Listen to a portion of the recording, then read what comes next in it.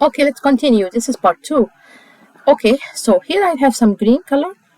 This is Solto. I just mix a dark green and I flatten this one and I cut it like this. I put something like orange, some lines like orange and green, which is like, for example, carrots or those things which we put inside, and we fold it like this with the black. I cover it here with a little bit colored sand.